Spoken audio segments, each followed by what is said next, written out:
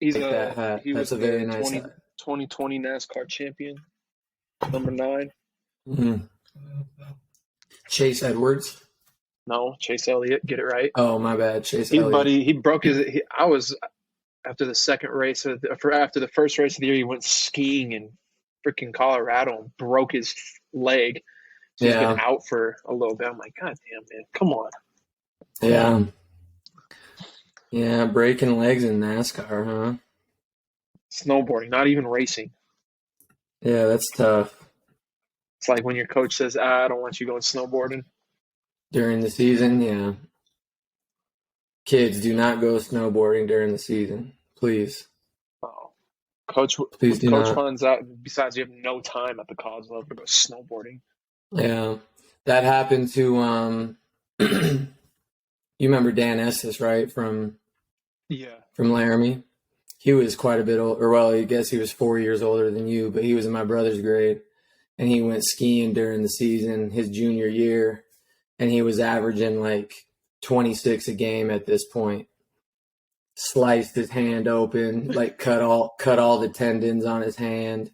Was out for the year, and coach was just livid. Like, I mean, what do you? that was our best player. You know what I mean? That's just like calling your coach and saying, "Hey, man, I screwed up.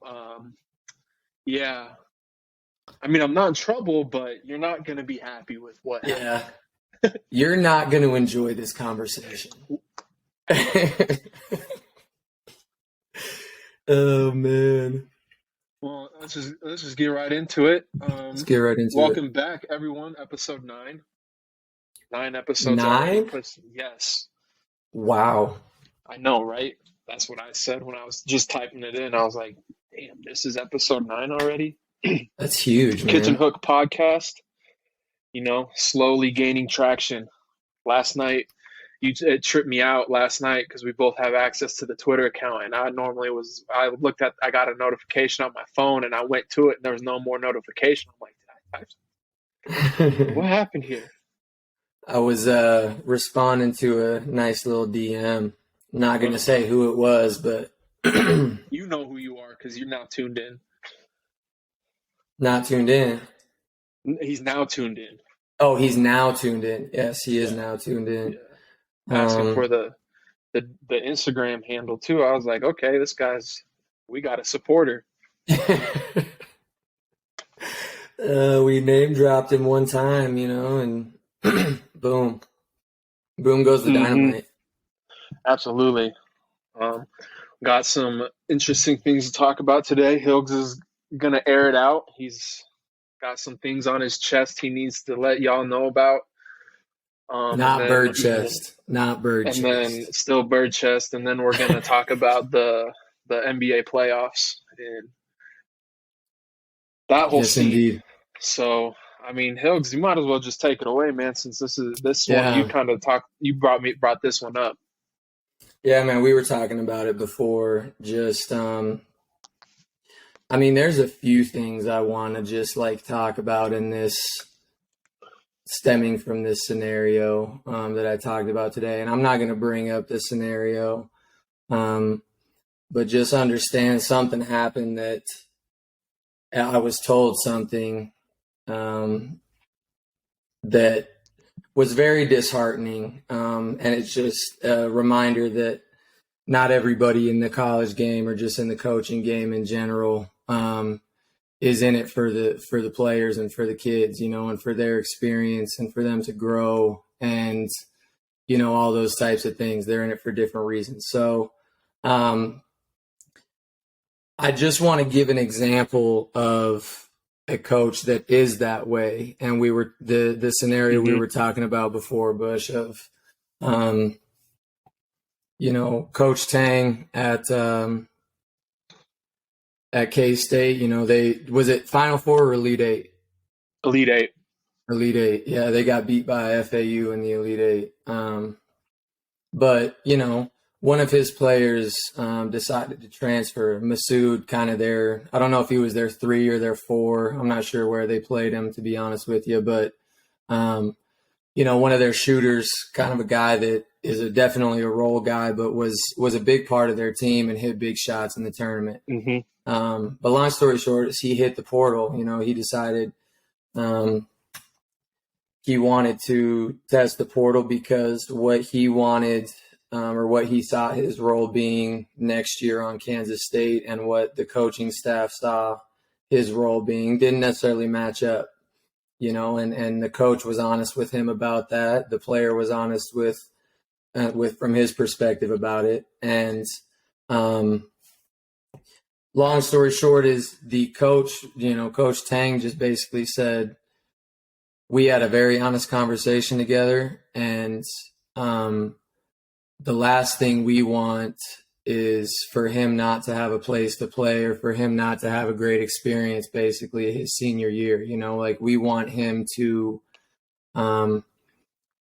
feel like he's getting the most out of his senior, or at least what he wants out of his senior year. And so he basically respects the choice for him to hit the portal. And, at the end he said, help me out. What did he say? But he said that if you're talking to these coaches and these programs and what they want from you isn't matching what you want either, come back to us and we'll revisit this conversation and we can talk about what's realistic for you and what's probably what's best for you.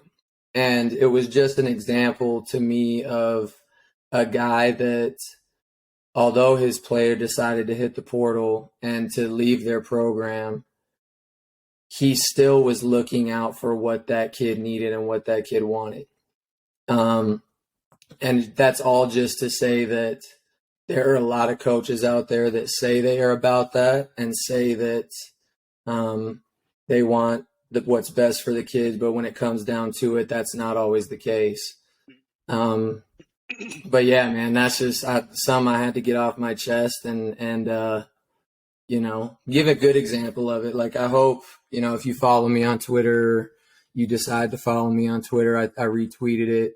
I think it was today, but great video of an example of that. That's my new favorite head coach, right? Mm-hmm. Current head coach, Roy Williams, takes the cake any day of the week. Of course. No, Jerome Tang, good. You can definitely tell he's for the players. I mean, it's not very often I like coaches that are player coaches like him. That's what I always have strived to be. I feel like you get a better connection with the guys. No, it's not being their friend. I mean, you can, it's just like parenting in a way. Like, you're around them all the time. Like, you want what's best for them, and you'll be like friendly with them and have a good time. But at the same time, you're the one that has to hold them accountable and put your foot down on it. And I think he embodies that a lot. And I just, like you said, coaches, you can tell what coaches are strictly in it for the wins or for themselves and stuff like that. Like, if you watched anything of the NCAA tournament, Danny Hurley is a player's coach too. Like, he's all about his players, and it sucks when coaches when a kid comes into transfer and a coach takes it personal. Like, you don't want me to coach you. You don't want to be on the team anymore. Okay, cool. Or you're weren't loyal, or you weren't committed, or something loyalty. Like that. Yeah. I think now that you say that, that's going to get me off topic. Loyalty is such Loyalty is such a misused word nowadays. I mean, the player was loyal to your program and stuff for that year, but were you loyal to that player? Did you do what you said you were going to do? And obviously there are circumstances that change throughout the year, but I just don't like how loyalty is so misconstrued these days. I saw a player on the women's side of the game go D1, leave D2, and the scholarship got cut instantly. Like, the whole rest of the year, had to pay for the school, cut the scholarship, preach loyalty. That girl was loyal for two 2 years, 3 years, and took that team to the national tournament every year. Mm-hmm. But you're not going to hold up your end of the bargain. I Yeah. mean, to me, it's not right. It's not fair. It just shows that you're maybe a little bit insecure Mm. and whatnot. But I don't know. I think loyalty can go both ways, and I Yeah. think that coaches nowadays are very quick to loyalty, transfer portal loyalty. Like Yeah. And that goes on the coaching side of things too, that um, coaches preach loyalty, but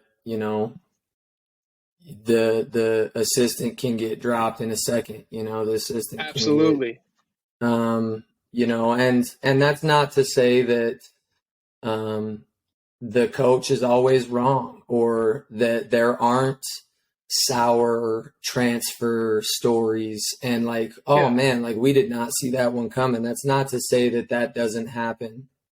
But as a coach, you got to be able to look at the situation and say, like in this example with Jerome Tang and Masood, that this kid sees a different picture for next year in his role on this team. mm-hmm. And if he doesn't, get that role and we don't, give him that role, what is it going to be like, So if you're able to kind of take a step back and look at it and say, is this going to be best for us and our program to try and keep this and make this kid happy with a role that he might not be happy with? Mm-hmm. Or is it best to let him try and go see if he can fulfill that role elsewhere? And so as a coach, it's just so important to really understand what your players need and what your players are wanting from their career. And you have to have those conversations with them. Like because you will get blindsided at the end of the day if you don't have those conversations with them throughout the year or throughout their career with you. That's when you will get slapped in the face of like, oh, I didn't even realize this kid was unhappy with what his role is, but if you're in tune with your team, you can get ahead of that stuff and have those conversations. And that's where I say, like, there's that fine line of being player coach and trying to be their Mm-hmm. best friend. If you're their best friend, players don't respect that. Mm-hmm. They truly don't, because they see, like, they want, this man's my coach. I don't want him to be my best friend. As an assistant, that's kind of your role, is to kind of be the friend. You have to be the one that plays the understanding part, playing middle ground a little bit. You've probably had plenty of players come to you like, Coach, what are we doing this for? And it's like, hey, I understand. It sucks 100%, but think of the bigger picture here. Think of how it's going to help you progress throughout the year, all that stuff. And when they hear that, they respect you, and they realize, like, there's a reason behind it. And as a head coach, like you said, you have to have those tough conversations with them to really feel it out, so it's not a surprise. Mm-hmm. And you maybe in the middle of the year you have that one conversation with somebody, and you're thinking, oh, I wouldn't be surprised if he tested the transfer portal, or if this conversation does not come, this conversation will come around after season in our exit meetings, stuff like that. Yes. No, it's Being prepared.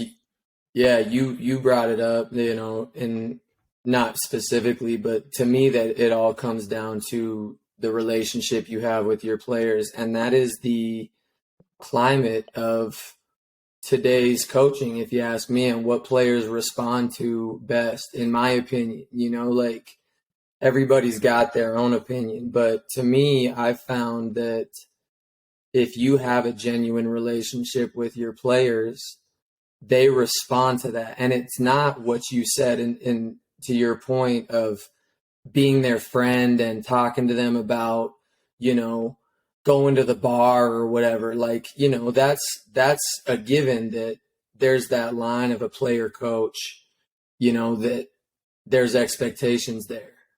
but that doesn't mean that you can't have real conversations with them about what their life is and what they do and how they spend their time, because it gives you an idea of the type of person they are. But just the climate of today's players, I guess, like, what's your opinion on that? Like, do you think players respond better when you're able to have those deeper conversations with them and really get to know them a little bit? Absolutely. That was something middle, like probably halfway through my first year at Western. I really sat down and was thinking to myself, hey, I want to be that, I want to be able to understand their life a little bit. I want to know deeper down who these guys are. And the kids I had on my study tables, we didn't study all the time. I'll be honest. Did my group always get good grades? Absolutely, because they knew I would always make like a side bet with them, like, hey, if you don't get 85 on this test, you owe me some sprints, um, stuff like that. Make it competitive for them, because as an athlete, you want it's competitive. And I'd even throw myself on the line. Hey, if you get a 90 on this test, I would bump it up maybe 5%. If you do extra good, if you get a 90 on this test, I'll do the sprint. Or stuff like that. And I think, like you said, it gains more. I have conversations with kids I coach now at Western this day that are not even about basketball. It's about life. It's about, hey, coach, having growth issues here. Can you help me out? Yeah. Sure. What's up? Or they call you and say, Coach, I'm kind of in some stuff right now. What's the best thing to do in this situation? And I'll be honest with them, and they understand that, and that's what they, I'm not going to beat around the bush and say, oh, do this, and this, and then you'll be good. It's, hey, you got to do this, and it's going to suck. Is what it is. Like I had a time where kids called me, Coach, I need a ride.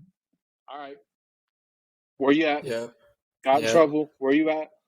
And then they're all sitting there freaking out. Coach, what do we do?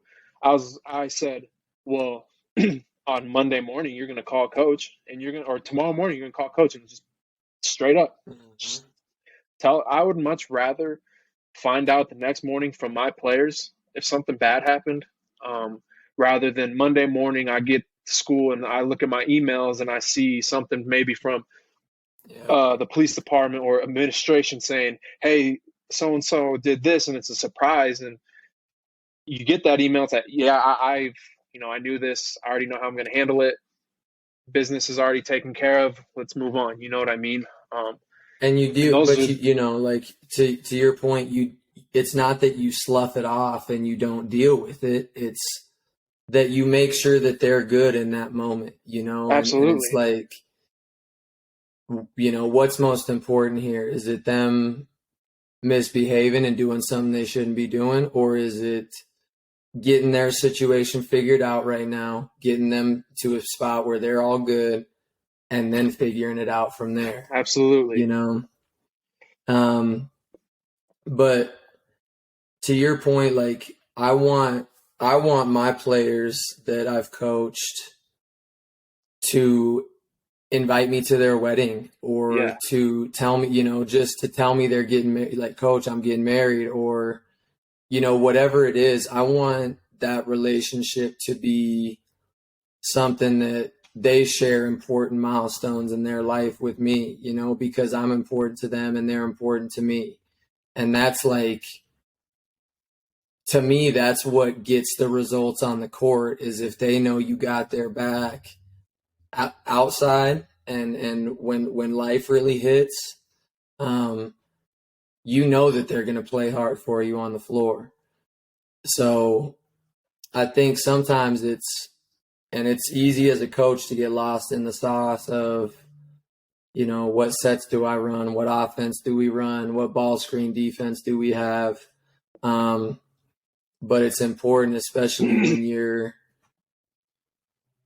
really trying to build a program and build something special, that relationships are built to last. Because that's how you get kids not hopping the transfer portal, because they want to play for you. They want. I just thought of this since we're talking about this. I saw this. I liked it on Twitter. I'm pulling it up right now, but I saw this thing about Eric Spoelstra and why he's had such an established culture with the Heat, and he hasn't had stars since LeBron James. Jimmy Butler is the biggest star he's had there, but he's developed a culture, and the biggest Was thing it to the me was, four? Was it the four things yeah, or whatever? Yeah, I think I saw that one. I think the biggest thing to me was number one, communication requirements. Eye to eye Mm-hmm. communication, nothing is personal. Talk is about a specific occurrence. In short, be bold, brief, and specific. Mm-hmm. And I had some people ask me, hey, coach, or at Queen City, hey, how did you get these guys to buy in so quick? How did you do that? And first day of practice, I established it. I said, hey, when I'm talking, this is all I want. When I'm talking, you're holding your basketball, your eyes are looking at me, and Mm-hmm. I make eye contact with all of them. And I have this thing where if I see you messing around, I'll keep talking, but I'll make that mental note of what maybe I was talking about at that moment, but I'll keep it whatever. No, I'm two with you, minutes go dude. by. Hey, Johnny, what was I just talking about? And they get that look like, uh. That deer in the Sometimes they get it. headlights. Sometimes they get it right, and you're like, and you think, I'm gonna get you. But it's Mm-hmm. that fear of getting called out in front of the team where, oh no, I don't know. You Mm. know what I mean? It's like math class. Yeah. Hey, Thomas, you were just talking there. What's the equation? Yeah. Looking around. I I don't had know. many moments of that. I don't know. But it's Mm-hmm. it's demanding respect once it's inside. That's one thing I learned is demanding respect once you're inside the lines. Mm-hmm. You're the leader. You're the one in charge. Be vocal. Be proud of what you say, and they're gonna buy in. Yeah. The times that they start losing interest is when you start bullshitting and Mm-hmm. like not only calling one kid out, maybe the bad kid, but you're leaving the good kids untouched. That's Oh, not right. don't get me started on It that. should be the other way around, right? I mean, what's your Yeah, take on that? absolutely. No, no, absolutely. Like it's um I've seen it rampantly just all over the place of coaches that get on a specific kid or a few kids maybe, way more than they do anybody else. Um and like that's I think you said it in the first one of the first podcasts. You were like, players aren't stupid, and they're No. going to pick that out. Like they're going to be able to see that, and they're going to say, if they're in that situation, they're like, man, why does he go at me all the time? Like what is going on here? Like, and if they're outside the situation, they're like, man, he's not going to say anything to me. I can do whatever I want. And so it's important to you brought up like upholding standards of these are things we don't give on like this. Non-negotiables. Yeah, non-negotiables, absolutely. um and it's you talked about demanding respect. I think I agree with that. The only thing I would add to that is that respect is it's earned from you, or the players earn your respect, but you also Hmm. earn your players respect. And Absolutely. it's something where it's like another gem you dropped is you always come to practice with a practice plan. Um, Players will see that if you are not ready to go and practice, and you are seem like you're struggling to get from one drill to the next, and it's not organized, they are going to sniff that out quick. Like, I made a firsthand mistake with that. I tried to run a mm-hmm, satellite camp when I was out Western here in Gillette, or in Gillette when I came back for a visit or a break, whatever. I was coming to see mm-hmm, family, and I planned this big camp around 50 kids. Like I planned it for kids, like a bunch of kids. What I can do here? Did I think of mm-hmm, what happens if 5 kids show up? No, I wasn't prepared for that. So when 5 kids showed up, I was sitting there. Oh no, what do I do? like deer in the headlights moment. What do I do? Yep. And it's hard. It's so much harder to improvise on the spot. It's like it's when you go up for a speech in class and you did not do any notes. You did it the night before, and you're sitting there trying to BS it, and you're just stuttering and skipping. You're not confident, right? And I think that was something the AD here at Sundance actually said. I was talking to him, and he said, "I noticed your practice plan on the wall. Why?" I said, "Because when I was in high school, my coach, Coach Curry, put a practice plan up in the locker room. Every college coach puts a practice plan. Me and Ben started saying, hey, we need to do this at Western. Yeah. Why? Because it's going to get them mentally locked in for, hey, at 5:30, we have to do a terrible conditioning drill. Might as well start getting locked in for it right now. Yeah. Right? Yeah. And I'd much rather them be dreading during practice, like, oh no, but they're going to be ready for it, rather than hitting them on the spot saying, all right, everyone in the line, we're doing our conditioning test. And they're going to be like, oh, come on, man. And they're not going to give effort or stuff like that. But having a plan is so huge. Having a plan is really big. Yeah. I mean, we've gone on multiple tangents, but this is stuff that's like, that you see done well in programs and you see done not well in programs. Yes. Like, I think it's tough to maintain that at all times and to be able to follow through on all of these things we've talked about. But the great teams do that, and the great ones are able to be consistent with those non-negotiables, like you said, and the coaching staff is all on the same page. And, it's all about preparation, and absolutely. You brought up coaches and players being prepared. Like, I think players being prepared is just as much as important as coaches being prepared for practice. And like, I think about going into practices a lot, in college and not knowing what was coming. And then you remember that drill where it was like you had to guard one-on-one for your little section of the court for like a minute. Yeah. 1 minute in hell. I didn't have to do it, thank God. Yeah, you didn't. But yeah, I'm like being told we were doing that drill or something like that. It was like, oh man, this would have been wonderful to be ready for.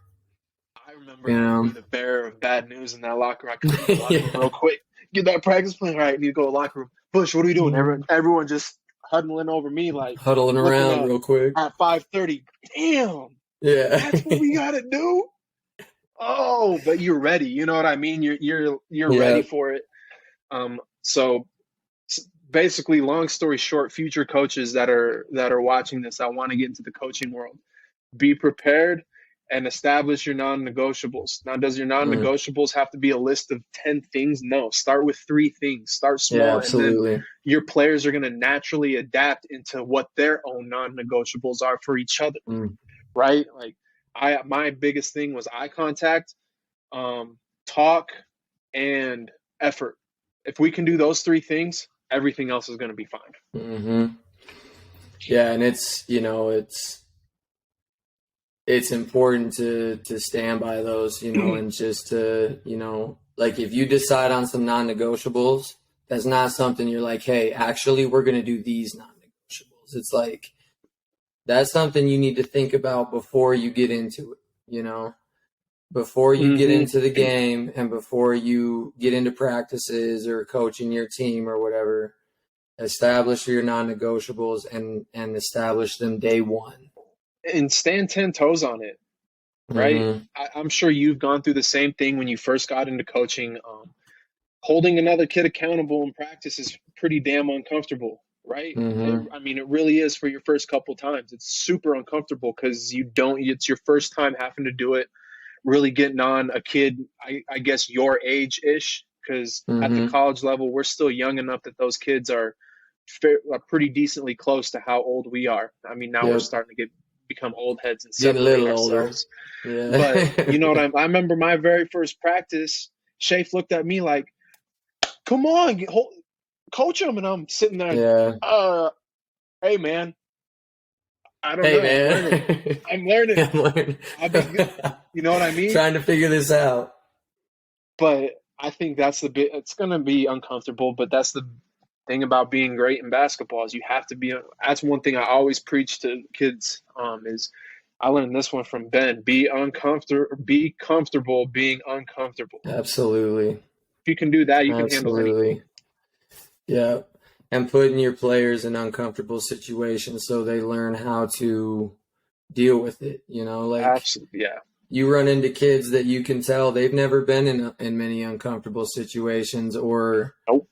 just being in an environment that they're not familiar with. And you can pick those kids out quick, but it's important to get those kids caught up and help them learn to be comfortable in those uncomfortable situations, like you said. But no, that was good stuff, man. It's important to talk about all that type of stuff, but I want to get into the transfer portal stuff. Or no, we talked about that already last week, didn't we? A little bit, yeah. Hey, might as well. The We might levels, as the levels, my bad. real quick. Go ahead. We might since the RMAC's our thing. That we've established this. People from the RMAC are going to listen to it. Breaking news, Yep. obviously, that since our last podcast, I know people are wondering what happened to Adam Musa. He's at Tarleton. He just committed to Tarleton State. So congrats to him. That's Indeed. big time. I mean, whatever the situation is, you want to see kids go on and succeed. Yep. And then Tristan Hurdle and Isaiah, your boys that you coached, went to Fort Lewis. So, like, that's cool for Yep. them. You know, shout out to them. Absolutely. Keep grinding. We'll be watching next year because I'm actually I'm excited to watch Fort Lewis play next year. I really am. Me That's too. going to be an athletic squad. Yes, it is. I think it's going to be it's obviously going to be a very different looking squad with the guys that graduated and some of those guys leaving, but I think they're going to obviously with, Isaiah, Tristan coming off injury, we'll see him being out the whole year. He's looking strong whenever I'm on the court with him, and he said he had a couple nice looking workouts at some of these visits he went on. Yeah, I've always been. I've been a fan of that kid since we coached him at the BH elite camp when he came up. I had him on my team way back. Way back, and I said, "Hey, go to work, shoot the ball." Yeah. Shoot the ball, because he passed up a couple shots in the first game. I subbed him out. I said, "What are you doing?" I'm trying to get everyone involved. I don't care. Shoot the ball. You're open. You know what I mean? Like, shoot the ball. You have that. You have that from me to go shoot the ball. I don't know. I just like his competitiveness. Yeah. No, I think he's going to come back strong off of that injury. He's a kid. I hope he does. He's a resilient kid. He's a driven dude. So, I'm excited for him to hop right back into this college basketball thing. And then obviously Isaiah being second team all conference as a sophomore, leading the league in rebounding, doing all the things he did this year. That's going to be a big addition for them as well. Absolutely. Absolutely. Man, it's going to be fun to see. So next, now that we got that out the way, you wanted to talk about what was my guy Brian with Colorado Collective, he was like, man, you need to, because we were talking to some kids about different levels and things, and he was like, man, you should talk about that on your podcast. So I think it's something we should definitely touch on here, especially because it is recruiting season, big time recruiting season for the high school level. But kind of just wanted to start on establishing the fact that, like, if you're playing college basketball, it's good basketball. Like if you're at a good established program, it is going to be good basketball and probably the best basketball you've ever played. So like, what are your thoughts on that, Bush? Like when you hear kids talk about, Division I's the goal, Division I or bust, whatever their mentality is, what what's advice or what's something you might talk to them about regarding that? Uh, be real with yourself. Like straight up, be real with yourself. That was a mistake. I always wanted to play college basketball. Do I believe I could have if I put in a little more work and was smarter about how to get myself recruited? Absolutely. Mm, But I was, oh, I want to. If it's not D1, then what? I don't. What do I care? You know what I mm-hmm. mean? And was I a D1 player? Hell no. Was I a D2 player? Hell, probably not. I was Yeah. NAIA at best. Mm, But that's something I regret to this day. Like, why did I not just go try that out? You know what I mean? mm. Why did I not give it a chance? Um, I had people tell me look at NAIA schools, but I took that as like a slap in the face. Like, that's disrespectful. NAIA? Are you kidding me? I'm better than that. And I think Mm-hmm. this with the social media day and age now, kids have that big headed mentality. I'm the man in high school. I can get buckets. I can do I this, that, call and the other them thing. I call them highlight hoopers. Ooh, They that's a got good one. great highlight tapes, but when you watch them in a real game, it's like, there's a Speaking of lot of other highlight aspects tapes, of this game. Yeah.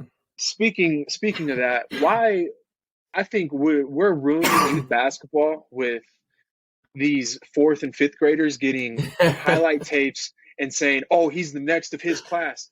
Oh That's 10 man. years from now. I could care less. Like, Yeah, let that kid just play ball and develop. I know it, Austin man. Rivers said it best. He had to drop whatever he did at Winter Park just to get a highlight tape, just to get Mm-hmm. one from Ball Is Life.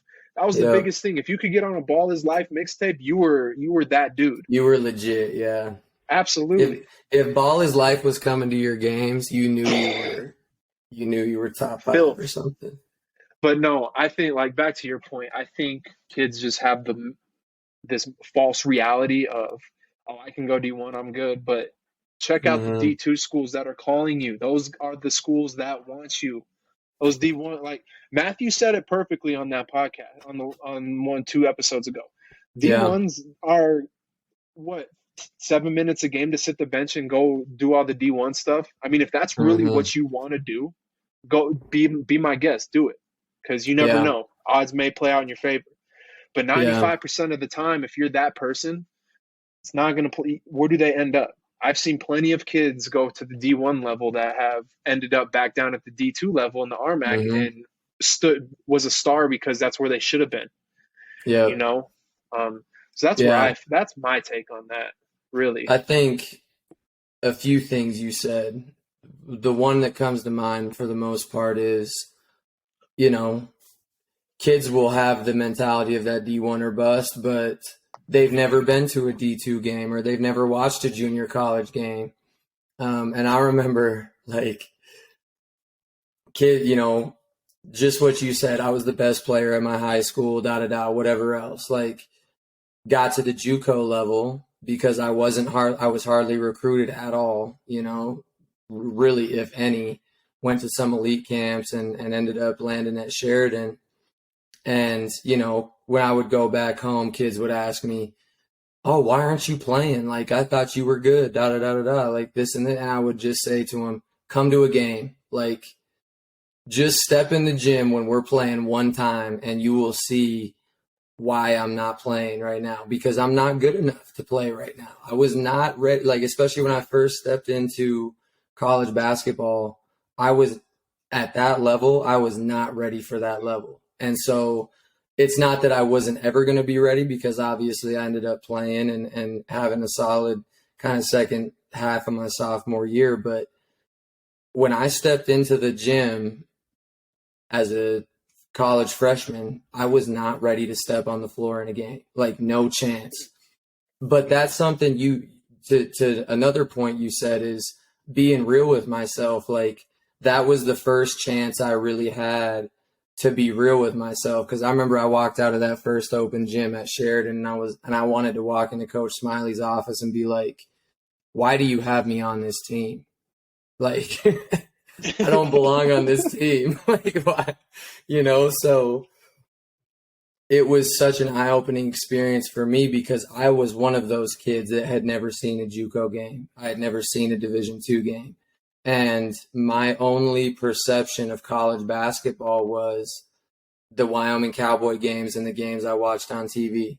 hmm And you said it again, is had I known those things, I would have probably taken more steps to go elsewhere, like maybe an NAI, maybe a D2, a smaller D2 or whatever it is. But like, I was trying to shoot big for the D1 and, maybe walk on or something. But it was like, man, at the end of the day, my goal was to play in college and not be on a D1 team and sit the bench. Mm-hmm. But to the kids out there, especially the ones that live in Colorado, that live in, some of these towns in Wyoming, like Casper, Gillette, Rock Springs, all these schools down here in Colorado, go to a Division II game or a JUCO game. Like, Absolutely. please, it will probably cost you $4 because I'm guessing you're under 18. Mm-hmm. Go to the game and give a real evaluation of it and not a evaluation of where you think you land or whatever, like who you're better than or whatever it is. Go to the game. I think Bino had the best one-liners. I swear. Now that I think about He's an intelligent guy. Absolutely. And by the way, I did shoot him a text, so hopefully we can get him on. But come on, Bino. He said on a recruiting visit, we had a kid. He said, "All right, we want you. It's a given. We want you. Mm-hmm. You see what we're offering to you, but do you want to be here? Do you see yourself walking from that dorm room to this gym and going to practice? If you don't, hey, it's okay. No hard feelings. That Mm-hmm. it's not a good fit. It's just not a good fit. But do you see yourself living in Gunnison for 4 years? Do you see yourself, doing all those things?" And so I think that's something kids need to look at on their recruiting visits. Really take that moment in when you're walking around campus and try and picture yourself there. Picture yourself in that classroom with that professor teaching you, with those kids in there. You know what I mean? How would you Mm-hmm. feel in that situation? Does that feel like home to you? Does that feel good to you? Because there's schools people will go to and they're like, yeah, no, absolutely Mm-hmm. not. Absolutely. And then another one I think is ask your coach to play if you're playing. Can we play? Hey coach, can we play? Why? Well, I want to see how well I want to give myself a personal evaluation Mm-hmm. on the competition. I've never played with college athletes before. I want to see what it'd be like going up against the seniors on your team. Is Mm-hmm. it being cocky? No, absolutely not. It's seeing if you fit, like you said. That open gym is such an eye opener. And if you Yep. can get that out the way on a visit, kids should always, in my opinion, kids should always be playing on visits. But Mm-hmm. I When get they can. sometimes when you can, There's obviously there's rules rules. that you can't. There's Yeah. rules to that. But if you're bringing them in outside those rules, see if they can play. That was one thing Trump always did, and he always did that. Hey, T. Bush, we're short 1, 2 guys, but we need to play. We have a recruit coming in. Mm-hmm. We need to see how he goes up against our top guys. Can you just fill in and run with us? Absolutely, yeah, I sure. know you were ready to do that. Oh, 100%. I always am down to play some fives, but it's a good evaluation for one yourself. Do I see myself getting buckets when this place has fans in here and we're playing against Mm-hmm. competition? And does that coach put himself? Hey, do I see myself coaching this kid? And do I see him here? Mm-hmm. You know what I mean? Yeah. What you said about envisioning as a player if you're going on these recruiting visits or even like to elite camps, which is something I want to touch on as well here in a second. But when you are stepping on these college campuses, what does it feel like? Like, you always hear about, I knew when I stepped on that campus, like this was the place for me. And that's pretty true. Like I would Absolutely. say that's a fairly accurate statement because it's about the visit that they give you, like, do you get a good feeling from the coaching staff? Do you get a good feeling from the players? Do you get a good feeling about the school and the professors? And if you don't, you mentioned it in the visit you talked about, like, be honest with the coaches. Like, I don't necessarily know if I fit here.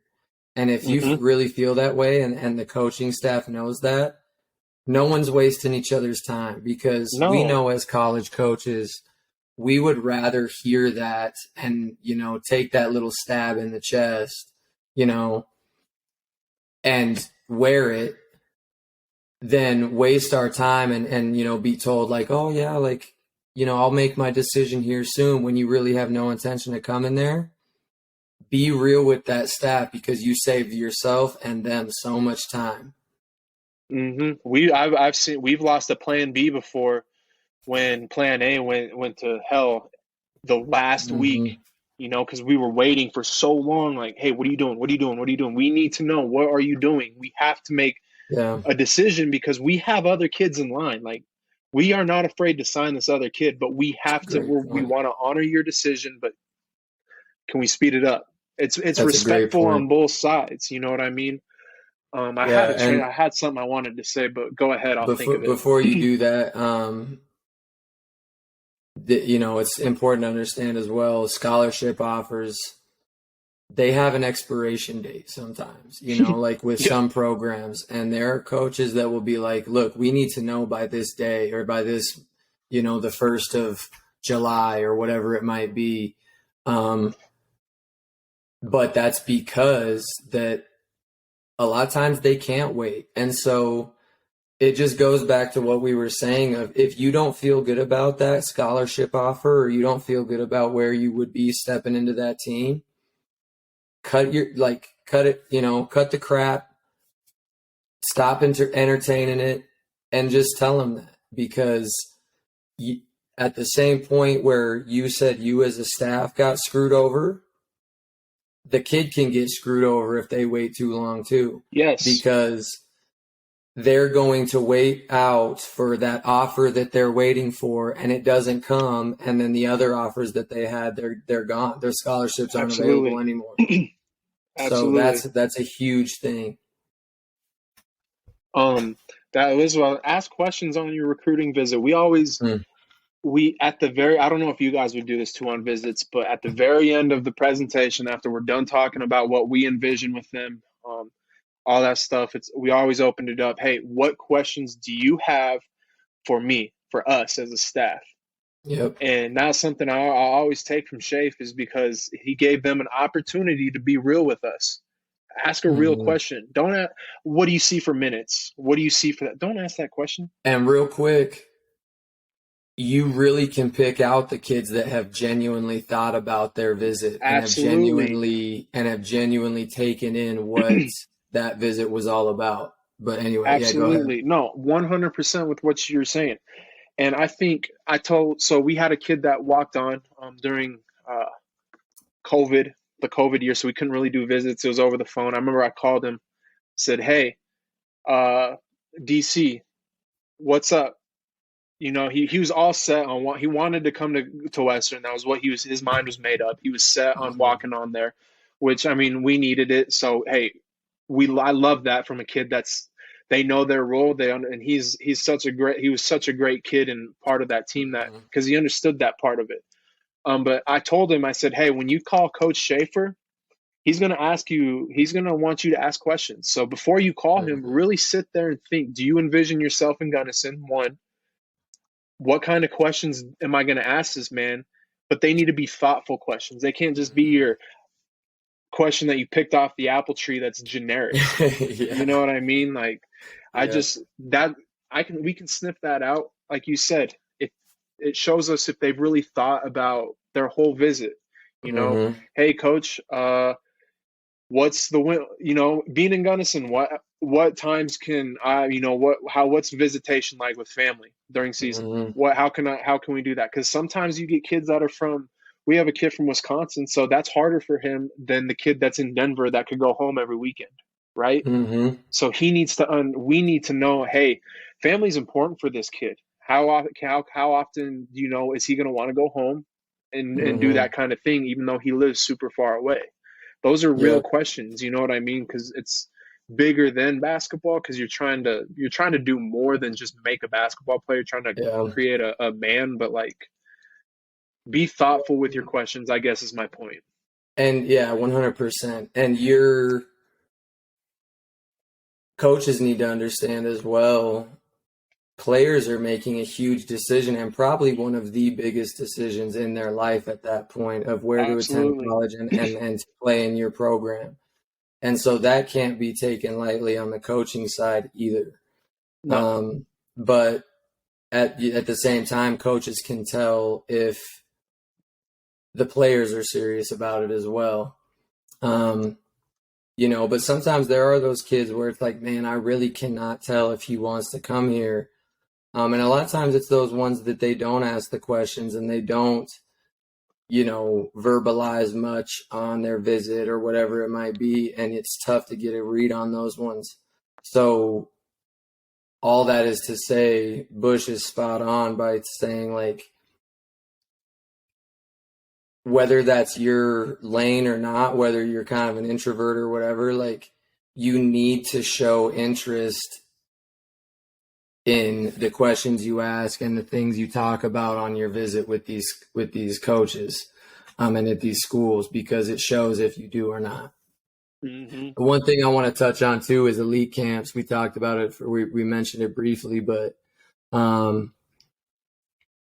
elite camps are something where if people that aren't familiar, they're for high school age kids that, a lot of these programs will put on for, recruits, but they'll also just email out to all state kids and kids that maybe they're not super familiar with, but understand, like, whether you're being recruited by them or you've heard from their coaching staff or not, that's an opportunity to get in front of college coaches because maybe they've never been in your gym. Maybe Mm-hmm. they've never seen you play, but they see, oh, this kid, maybe he goes to a small school, but he made all state. These were his numbers. Like, I really want to take a look at this kid. And if you don't take those opportunities, that's an opportunity lost to get yourself noticed.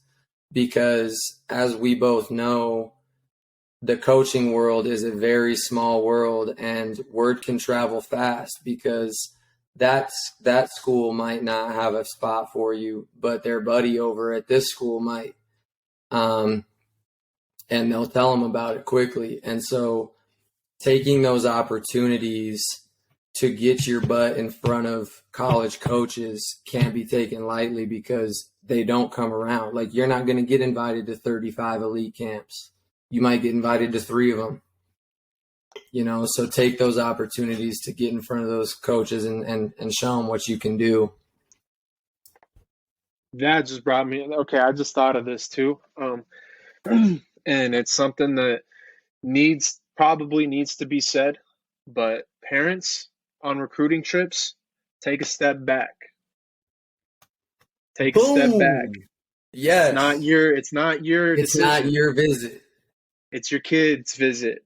Thank you, If Bush. you're sitting there asking question A, B, C, D, E, our red flag is up. Mom and dad are way too involved. The one that gets me, dude, the one that gets me is when you ask the kid, like, directly a question and their parents answer it for them. It's like you're clearly talking to the kid, like, not looking at the parents, not even acknowledging the parents right now. And their parents answer the question for them. Oh my goodness, I can't stand it. It's like, has your kid ever spoken for him or herself ever? Mm-hmm. And that is so, oh goodness. It is okay to, throw your kid, like, to let them to sit there and watch them stutter over themselves, because at the end of you're helping them grow up. Like we said at the beginning, stop being their best friend and doing everything for them. And I'm not trying to be, like, mean about it, but that's a thing college coaches look at. We look at that stuff. 100%. Is mom and dad going to be a problem? Am I going to have to deal with mom and dad every time they come to a home game? You know what I mean? Yeah. But at the same time, okay, I run across mom and dad. We have a nice cordial. We have a conversation. Right. Hey, how things going? Perfect. That's not what I'm talking about. I'm talking about the conversations when, hey, my son came home for break and, man, he was just so sore and so tired. Well, stop. I don't need to hear those things, because that's telling me more about what goes on inside your son or daughter's head. You know what I mean? Are they tough enough to get through that stuff and understand Yeah. those things? So Hmm. No, I just, I think like when, especially at the college level, like it's about the players learning to fend for themselves a little bit and learning to work through situations that they might, when they were obviously younger, that their parents might have dealt with for them. So it's like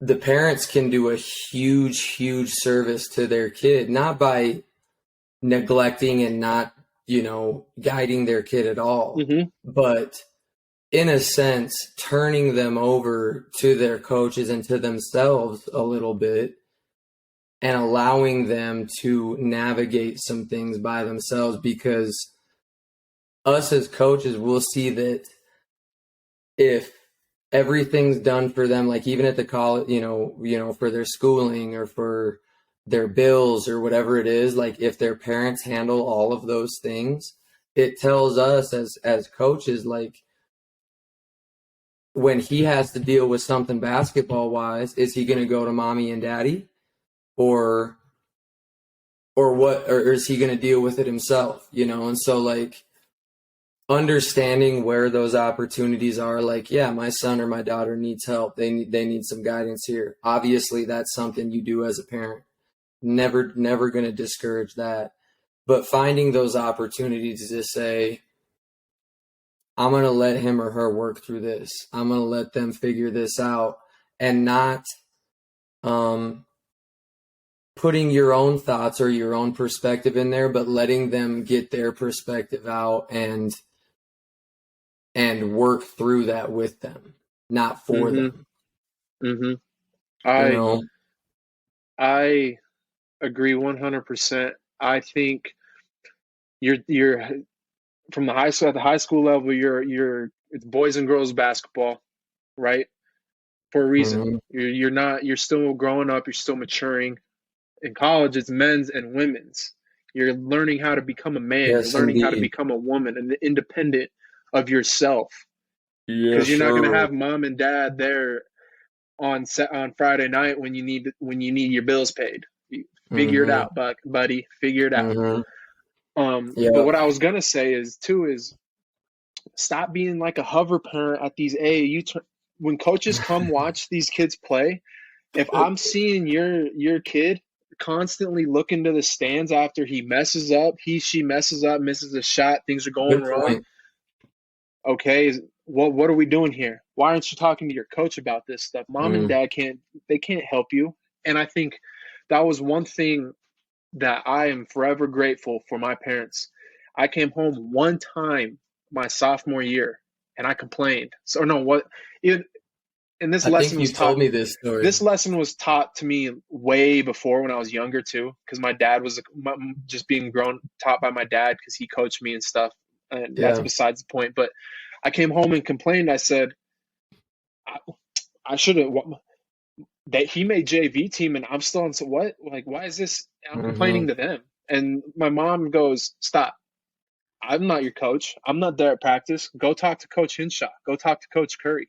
And Mm. that helped me have those uncomfortable conversations with my coach to where in my senior year, when I'm having a 4 game stretch where I'm struggling, I'm not playing a lot, I can walk into Curry's office and say, "Hey coach, what's going on? Like, what do you need from me?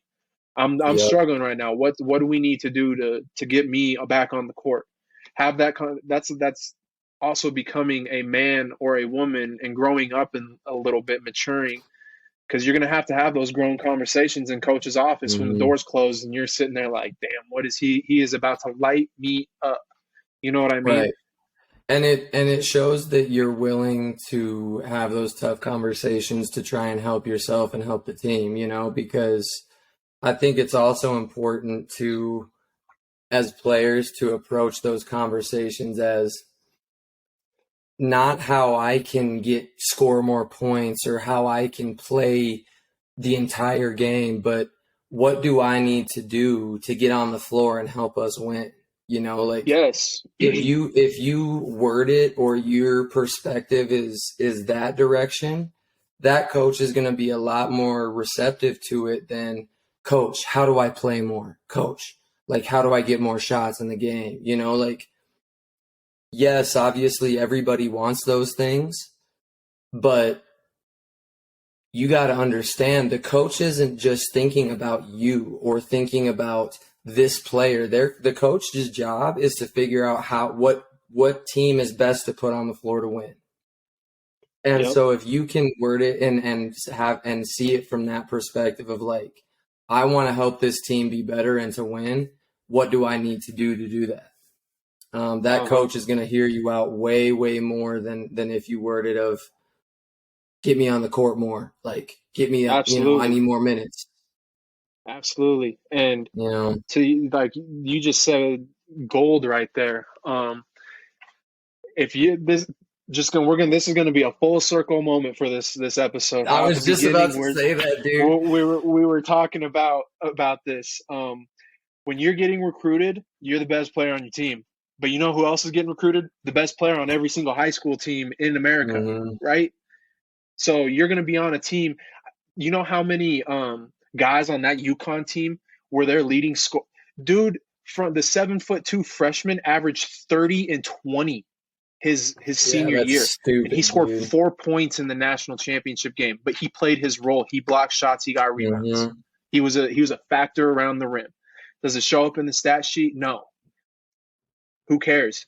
He did what he had to He's do a for his national team to champion. win. Facts. I'm The champion. I have said this from the I would much rather, if I am a 30 point per game guy, I wish that was a thing, but if I'm a 30 Mm-hmm. point per game guy in college and we bring on a great player in the transfer portal, but I have to sacrifice my role a little bit to win a natty, I don't care. I will do Mm-hmm. whatever. What do I got to do? I have to get more assists? All right, perfect. I can do that. Do I have to create for him more? Mm-hmm. I can do that. It's like Steph Curry with Kevin Durant. He took the back seat and he was willing to take the back seat because he knew it was for the betterment of that team and winning championships. So, Mm-hmm. and that's being real with yourself, right? Yep. Yep. And it's understanding that I'm not doing this by myself. I'm doing this with 10 or 11 or 12 other guys, and they have to be a part of it too. And so how do they fit into that? And like, I remember just, being in college, and you always hear the expression of freshmen just want to play, sophomores just want to start, or no, Mm-hmm. freshmen just want to play, sophomores just want to start, juniors want to be the leading scorer or be the best player, and seniors just want to win. And I don't know if that's exactly how it goes, but it's just basically saying, like, as you get older and as you kind of learn that the ball stops bouncing at some point, you learn that your priority is not me. It's how do we get these wins, man? Because that's what's the most beautiful part about basketball is playing together and playing with dudes you love and then busting people's asses on the court. And you know who did? You weren't on the team anymore. You're gone, and this was our last year at BH. You know who filled that role to a T, and it Who? shocked the hell out of me. And I'm not trying to take a shot at you, but Krogman, I applaud you for what you did your senior year. Oh yeah, absolutely. 100%. He realized, hey, Connor is better for the team to start and be on the court. I need to be the guy on the bench that's leading the charge with the Mm. energy. I need to come in and do the right things, the winning plays, because he just wanted to win, man. He wanted to make the RMAC tournament so bad, and him Mm-hmm. taking that backseat role, saying, "Hey, coach, yep, you know what? I probably don't deserve to start Connor over me." You know how Yeah, much like guts that that's takes? tough, man. That's a tough pill to swallow. But to your point, like, when you just want to win, you'll do what it takes. Absolutely. and those are the types of players coaches want. Mm-hmm. Are you willing to cut 16 points per game out of your scoring and do these and guard the best player on the team because that's what you're really good at in order for us to Mm-hmm. win, even though it's not the funnest job in the world, but Yep. I think kids do a better job of it nowadays. You see a lot more of it, but when you tell a kid, "Hey, I want you. You're on the best player. I I don't need you to do anything else but guard him and Yep. not let him score." You know how much of a reward that is, of an honor that is for a player to, "Hey, Absolutely, man. I need you to. You're our only chance to stop Joel Scott now. You're going to stop him? Hell no." But maybe that's a bad example, but you know what I mean. Oh man, no, I know. I'm with you. When you get that assignment that you're guarding the best guard or you're guarding the best, scorer or whatever it is, like you're like, all right, I'm a dog. I'm a Yes. dog. 10 toes on the ground, sideline to sideline. Oh, Boy, man, I don't know. We're not even sorry, people. We're NBA talk might not even happen tonight. It's not gonna happen. I'm gonna tell you that right now because I need to lay my body down. That conversation needed to happen. That was beautiful. That was beautiful. I think, parents, that little segment we just talked about, you guys, don't take it personal. Take it as a lesson from two guys that have sat in on countless recruiting visits with parents that overstep their kid, and then when they leave, the whole staff looks at each other like, "Damn, mom and dad are gonna be a problem." Or it's like, oh man, we didn't even hear from the kid the whole time. Like we didn't hear any of his thoughts. Exactly. Is he his own man? It might not be like, oh, these parents, are going to be an issue or they're going to be helicopter parents or whatever it is. It might just be like, we heard more from more stories or more whatever from the parents than we heard the kid talk. And that's what we really wanted to know, and so like, it's 100% not a shot and not like, oh, parents are doing such a horrible job. That's 100% not what we're saying, but it's, let's let your son or daughter own that visit and give the coaching staff what they need to hear and also what your child needs to hear, because that's your child's recruiting the program just as much as we're recruiting them. And so let me just I'm not trying. I don't want to sound like an ass, but I totally get that you're excited. I get it.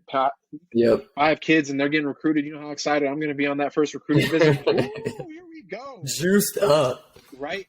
But you have to just sit down and suppress a little bit. Speak when spoken to. Suppress it a little bit. Yes, Speak exactly. when spoken to. And man, we could go on for hours about this. I'm sure. I know. But I know. The last thing I'll say about it is, yes, find your opportunities to maybe, if your son or daughter isn't elaborating quite enough and they're kind of just giving really basic answers, maybe throw in some details or throw in some other things that the coaches might like to know. But also, if you can, find a time to be like, hey, give them a little bit more, give them, whether it's in the hotel that night, you're staying over, you're staying overnight and it's a 2-day trip, talk to them in the hotel and just say, hey, they want to hear from you. They want to understand what you're bringing to the table a little bit more and kind of what you want a little bit more. So find the opportunity to empower them to do it and not for you to do it the entire time. Yeah, put confidence, instill some confidence into your kid to be, because he's in an uncomfortable situation. He's around college coaches. He's a little intimidated. It happens. It's natural. It's 100% natural. You're going to be a little awkward at first because it's just how it is. But they're teenagers, man. They're going to be awkward. You're going to be fine. It's just a little baby step in life. Visits are probably the most painful thing in the world for you because you're like, man, I don't know what to say. I don't know what to say. Mm-hmm. But Yes, that was needed. That was needed. I feel That good. was I feel a needed. little bit better. I feel good. I You got feel me. rejuvenated. I ain't gonna lie. When you said you had things, I had no idea where it was gonna go, so I was just gonna play it by ear. But you said one thing that got me rolling. The loyalty thing. Okay, here we go. Yeah, man. Here we go. Man, we could And have a whole podcast video or whole podcast episode on that whole topic, I feel like. absolutely, absolutely. Okay, so before we close this out, have you had a chance to sit down and make a pick for your NBA champion? I have not, to be honest with you. I got to No. look at some of these matchups. But I've said this before. If Golden State's healthy, I like them. Yes. But also, I feel like whoever comes out of the East, especially if it's Milwaukee or Boston, could get them. I saw Gilbert Arenas said something perfectly. They got two guards, 2 point guards, in Marcus Smart and Derek White. It's like, what the hell are they? Like, where do you play them? Mhm. And then Jason Tatum and Jalen Brown, the same position. Like, it's just an awkward lineup. I like Milwaukee out of the East, but I don't. 100% Warriors. You're going Warriors? Yes, this is the year that Steph gets number 5, passes Braun, and he does it in Game 7 against Milwaukee in Milwaukee. Ooh, that would be nasty. Like Draymond said, don't let them win another championship, because shit will be talked all summer, and I will be one of them, because I there know are you will. so many. Dude, the Warriors. I don't know. Dude, stop counting out Steph. Stop. It's like Wardell. LeBron. It's like LeBron. You never count out Bron. Stop That's counting right. out Wardell. He is a different human being as well. He is indeed. He is So indeed. might as well we'll cover all those scenarios next week, because we'll be in the heart of the first round of the playoffs. Yeah, we'll be able to Get a talk chance to how some of these watch. matchups are going and stuff. Absolutely. But man, All right, people. episode 9. That was. Hope you enjoyed our 9? little intro and outro music. Yeah. Most graciously put together by Thomas Bushel Beans Bush. Using my degree to my ability. Mass communications and never. Oh man, I was like looking through. Me too, dude. I was trying to do to clip the music together on one Adobe thing, and I'm thinking, I can't. Oh yeah, that's what I need. And I went and looked over at this other thing, and boy, I was in the kitchen cooking figuring it out. That's what we like to hear. Yep. Cooking. Spotify, Preheat. YouTube, Apple Podcasts, and iHeartRadio. Tune in. Everything's working. We're doing great. Kitchen Hook Podcast. We're out. We're doing great. Hope you're doing great. We're out of here. Absolutely. Peace, y'all.